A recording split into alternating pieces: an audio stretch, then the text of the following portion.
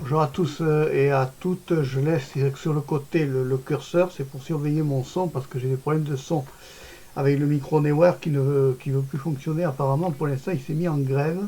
Donc on va commencer cette vidéo comme ça. Je suis sur ZFix Linux là et je suis en train de le tester en machine virtuelle et c'est pas si mal que ça. Alors tu vois ça fonctionne, ça me permet de voir si la capture audio se fait. Alors là j'ai les accessoires, tu vois, tout est classé par catégorie comme tous les systèmes Linux, Drawing, Communal, Sound Vidéo plus Audio, oui, c'est déjà pas facile. Gparted, LX Terminal, Q Terminal. Je comprends pas qu'ils aient mis deux terminals, un seul suffit. Bluetooth Desktop Bureau, Printing Service, Synaptic, aïe, le gestionnaire de paquets Synaptic, on va aller le voir.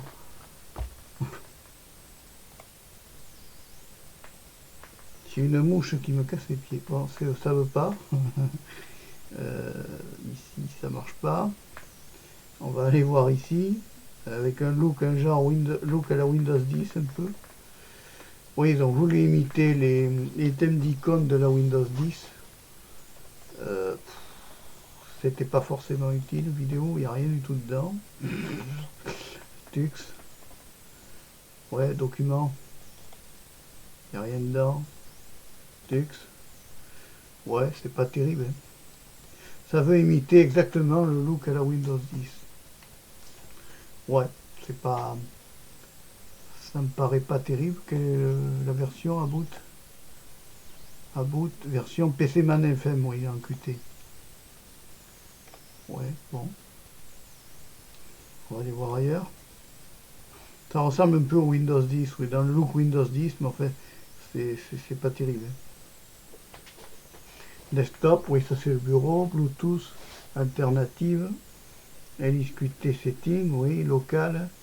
Brillance, apparence. Alors on va aller voir dans les apparences ce qu'on a comme fond d'écran. Là, on a une espèce d'aigle condor. Ouais,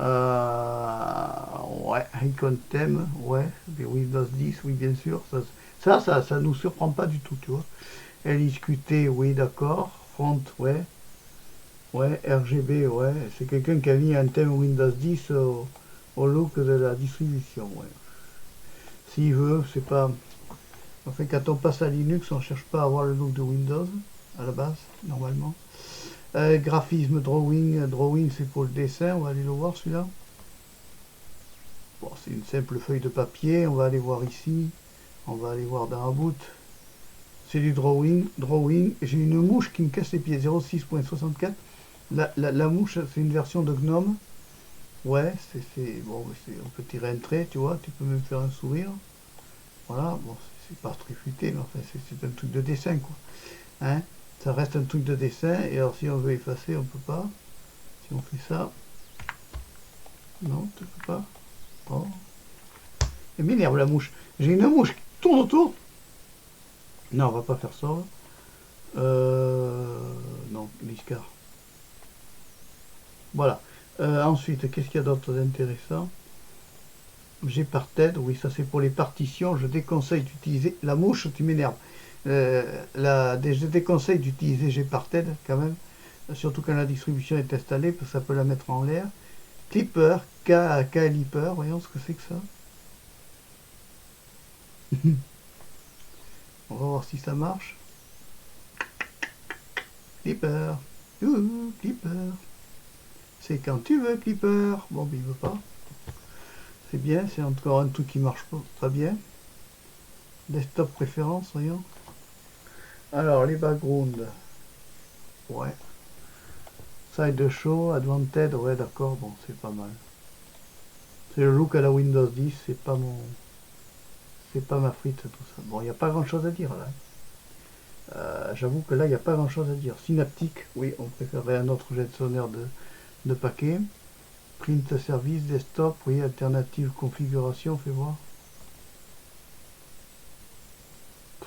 Ouais. Pas grand chose d'installer dessus, hein, c'est pas génial. Et là il y a une espèce de presse-papier à 2 balles, Clipper.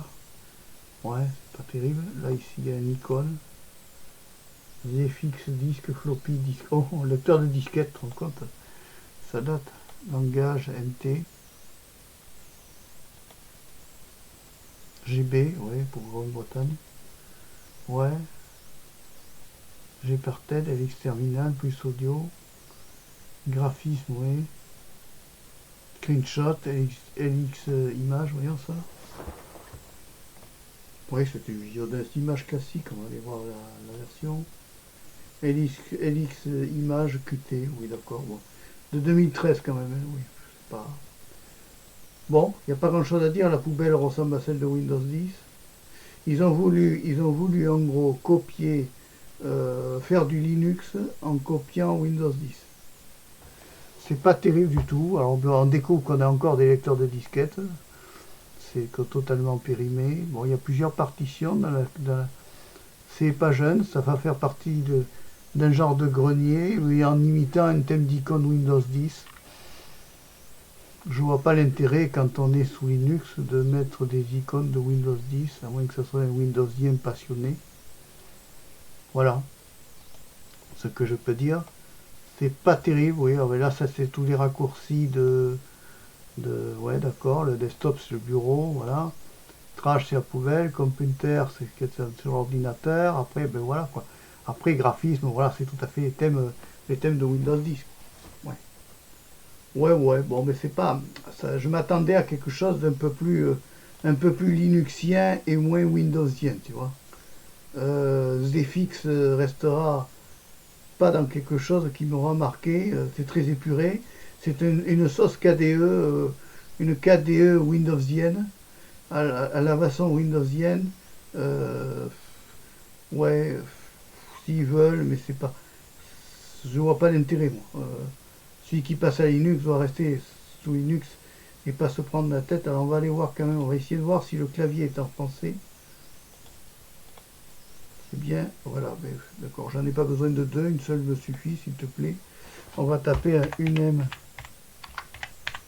M espace tiré du 6A. On a un noyau Linux 5.10.013, oui, c'est une base de Debian. Oui, c'est le look qui a été choisi comme ça. S'ils veulent, mais bon, moi ça ne me séduit pas du tout. Je vois pas faire du Windows Linux, du Linux façon Windows. S'ils veulent, c'est pour pas perturber les Windowsiens. Mais en dehors de ça, ça n'apporte rien de plus cette distribution. Ça ressemble à un KDE.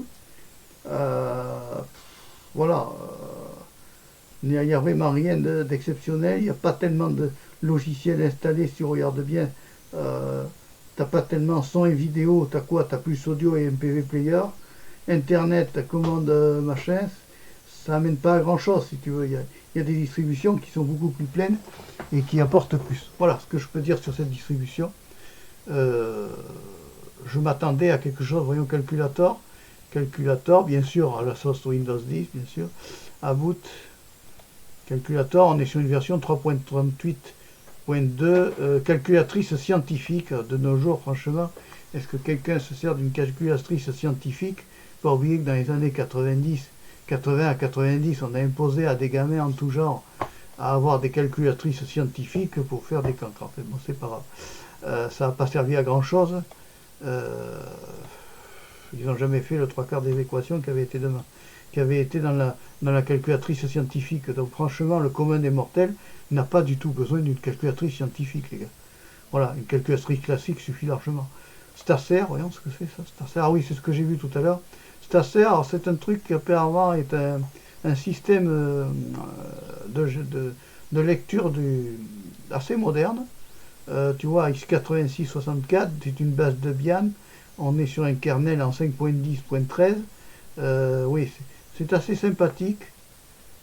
C'est assez moderne, voilà, Stacer est assez moderne. Après, dire que ça justifie de prendre ce type de distribution, voyons comment ça marche, la gestion CPU, GPU. Alors, il faut savoir, c'est que là, c'est pas le CPU de mon ordinateur qui est géré, c'est le CPU de la machine virtuelle. Bon, mais ça restera pas dans les annales, ça fait partie des choses que je voulais tester. Ouais, bon, voilà. Pour moi, c'est sans plus, voilà. Tu prends une bonne Linux Mint, tu es beaucoup plus gâté, ça fonctionne beaucoup mieux, et tu as un produit de qualité, voilà, sans t'embêter. Allez, t'as aimé la vidéo, tu mets ce qu'il faut. Je te dis au revoir, à bientôt et merci d'avoir suivi la vidéo jusqu'au bout. Adieu.